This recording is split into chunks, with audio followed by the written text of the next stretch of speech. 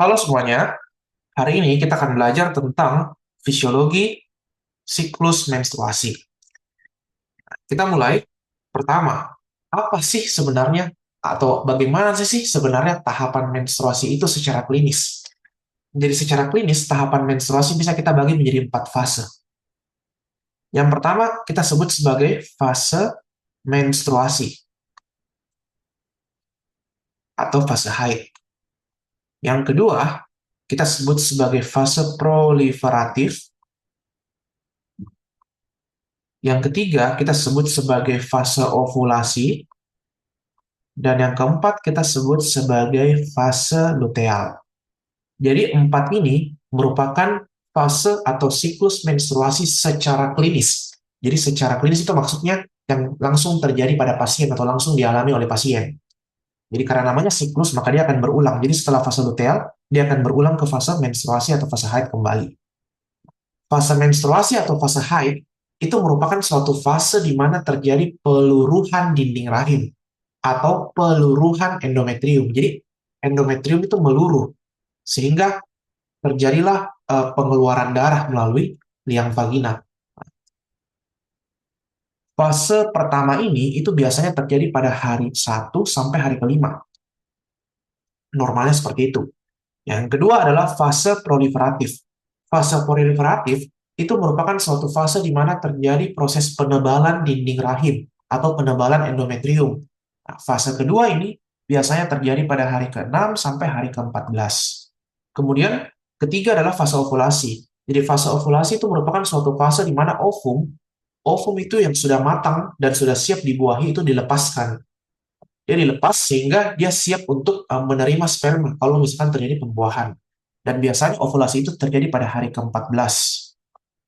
Kemudian yang berikutnya adalah fase luteal. Fase luteal merupakan suatu fase di mana dinding rahim atau dinding endometrium itu dimatangkan dan dipertahankan.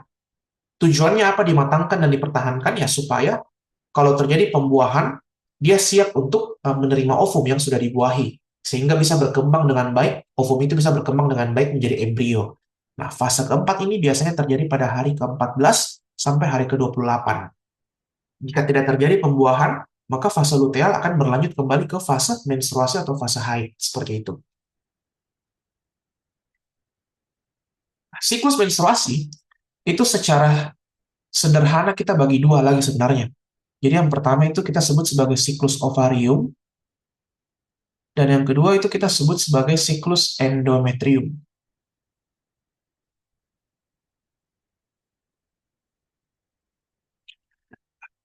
Siklus ovarium itu terbagi menjadi 3 fase. Ada yang kita sebut sebagai fase folikular,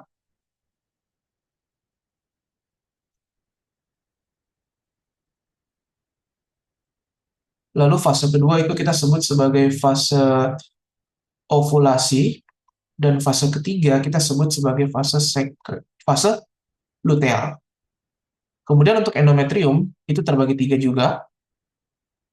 Fase yang pertama kita sebut sebagai fase proliferasi, lalu fase yang kedua itu kita sebut sebagai fase sekretori, dan fase ketiga kita sebut sebagai fase menstruasi. Nah, kita akan membahas seluruh fase-fase ini secara mendetail di slide selanjutnya. Kemudian, siklus menstruasi itu melibatkan 4 hormon.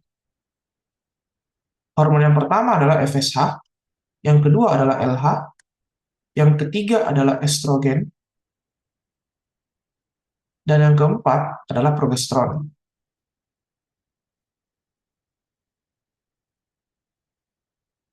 Nah, karena dia melibatkan FSH-LH, FSH-LH itu kan diproduksi oleh hipofisis anterior kan? Nah, karena dia diproduksi oleh hipofisis anterior, maka secara tidak langsung siklus menstruasi ini juga melibatkan HPA aksis atau hypothalamus pituitary axis. Jadi semua dimulai dari hipotalamus yang akan memproduksi hormon GnRH atau hormon gonadotropin releasing hormone. Dia memproduksi GnRH, di mana GnRH ini akan menstimulasi kelenjar pituitari atau kelenjar hipofisis anterior. dia akan menstimulasi hipofisis anterior ini untuk memproduksi hormon FSH dan LH. Nanti hormon FSH dan LH ini akan pergi ke ovarium. Dan mereka yang akan berperan untuk menstimulasi proses produksinya hormon estrogen dan progesteron. Jadi interaksi antara keempat hormon inilah yang berperan dalam siklus menstruasi. Kita lihat ini secara mendetail siklus menstruasi, kita mulai dari gambar kedua yang ini. Jadi gambar kedua ini menunjukkan siklus ovarium, siklus menstruasi yang terjadi di ovarium. Di mana mulai dari ini ke sini kita sebut sebagai fase folikular. Lalu yang di tengah-tengah ini kita sebut sebagai fase ovulasi, di mana fase ovulasi seperti yang saya bilang sebelumnya terjadi di hari ke-14. Nah, dan selanjutnya setelah fase ovulasi, kita masuk ke fase luteal.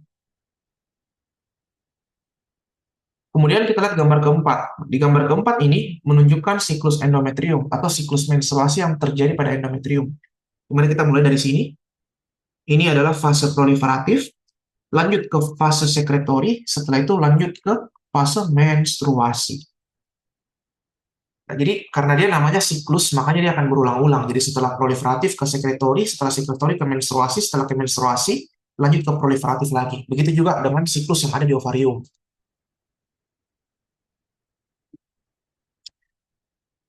Selanjutnya, kita lihat. Seperti yang saya sampaikan sebelumnya, bahwa hormon FSH dan LH ini kan akan dilepaskan oleh hipofisis anterior menuju ke ovarium. Nah, yang pertama kali bekerja itu sebenarnya adalah hormon FSH. Jadi hormon FSH ini dia akan menstimulasi perkembangan folikel. Jadi dia akan bekerja pada fase folikular. Dia akan menstimulasi dan mematangkan folikel, mulai dari folikel primordial sampai dengan menjadi folikel matang.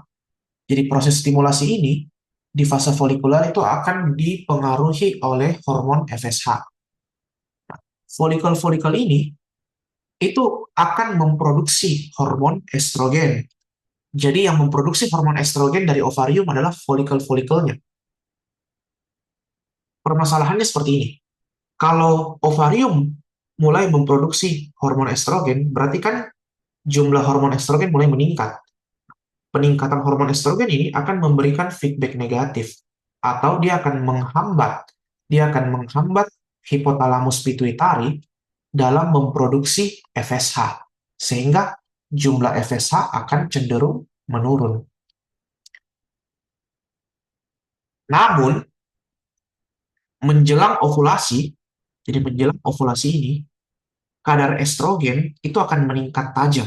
Dia akan melonjak tinggi kadar estrogen ini yang berwarna hijau, kita perhatikan ini. Peningkatan kadar estrogen secara tajam atau jika dia melonjak, itu justru yang terjadi malah sebaliknya.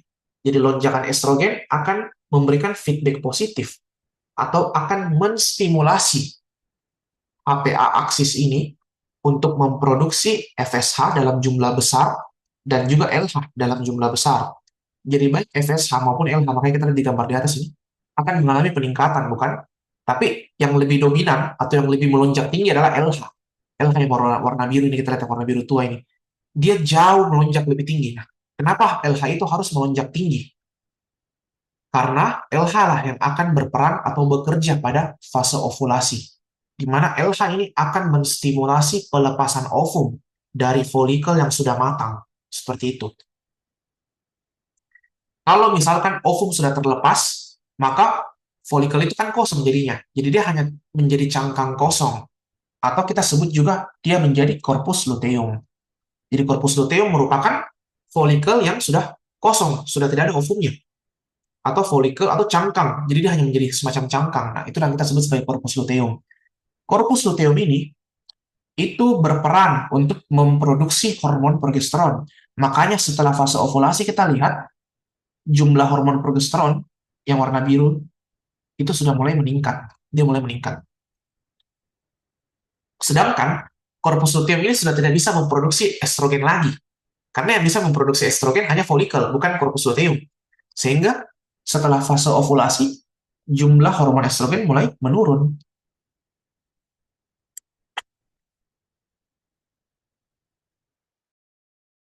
Nah, selanjutnya, tadi kita sudah bahas bagaimana siklus yang terjadi di ovarium. Sekarang kita lanjut ke siklus yang terjadi di endometrium. Jadi di fase awal tadi, ketika estrogen jumlahnya mulai meningkat ini, estrogen ini selain dia pergi ke HPA aksis, dia juga akan pergi ke endometrium, di mana dia akan berperan pada fase proliferatif. Jadi dia akan mulai menebalkan dinding endometrium.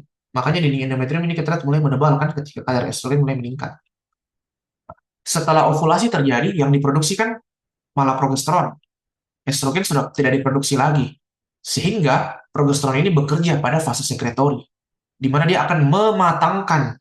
Jadi apa yang terjadi? Dia akan lebih menebalkan lagi, dinding rahim akan semakin tebal, dia akan melebarkan pembuluh darah yang ada di dinding rahim, dan dia akan mematangkan kelenjar yang ada pada endometrium atau dinding rahim ini. Tujuannya apa dia mematangkan ini? Supaya kalau semisal terjadi pembuahan pada ovum, maka endometrium sudah siap untuk menerima ovum yang telah dibuahi dan bisa berkembang dengan baik menjadi embrio. Itu tujuannya. Progesteron ini, jadi saya ulang, progesteron ini punya dua fungsi ya. Yang pertama tadi adalah dia mematangkan endometrium, dan yang kedua dia juga mempertahankan. Jadi dia mempertahankan supaya dinding endometrium atau dinding rahim itu tidak meluruh seperti itu. Tapi corpus luteum ini hanya bertahan 10 hari. Kalau tidak terjadi pembuahan ya, corpus luteum hanya bertahan 10 hari jika tidak terjadi pembuahan. Nah, setelah 10 hari corpus luteum akan mati atau terdegradasi. Kalau dia mati atau terdegradasi, maka dia tidak bisa lagi memproduksi progesteron. Makanya jumlah progesteron akan turun kalau tidak terjadi proses pembuahan. Nah, penurunan jumlah progesteron akan menyebabkan dinding rahim tidak bisa lagi dipertahankan. Karena kan fungsinya tadi kan salah satunya adalah mempertahankan. Nah, kalau dinding rahim tidak bisa dipertahankan, maka dinding rahim akan meluruh. Kita lihat meluruh berlanjut ke sini. Sehingga masuklah rahim ke fase menstruasi. Namun, tetapi kalau misalkan terjadi justru sebaliknya, terjadi pembuahan, berarti ovum yang ada di tuba Fallopi tadi itu akan pergi menempel ke endometrium kan, dia akan menempel di endometrium ini setelah dibuahi, dan dia akan berkembang menjadi embrio. Embrio ini akan memproduksi hormon beta HCG. Beta HCG inilah kan yang kita deteksi kalau kita mau mengetahui ada tidaknya kehamilan pada seorang perempuan. Beta HCG selain sebagai marker untuk menentukan apakah seseorang hamil atau tidak, dia juga berperan untuk mempertahankan kehidupan dari corpus luteum. Jadi dia dia menjaga corpus luteum supaya tidak mengalami degradasi atau tidak sampai mati.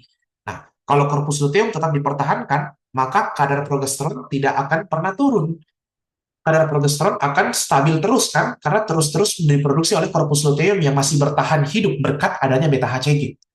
Dengan demikian, dinding rahim bisa tetap dipertahankan. Makanya, orang-orang yang hamil itu tidak akan pernah mengalami fase haid atau fase menstruasi karena dinding rahimnya terus-menerus dipertahankan oleh hormon progesteron yang diproduksi oleh corpus luteum.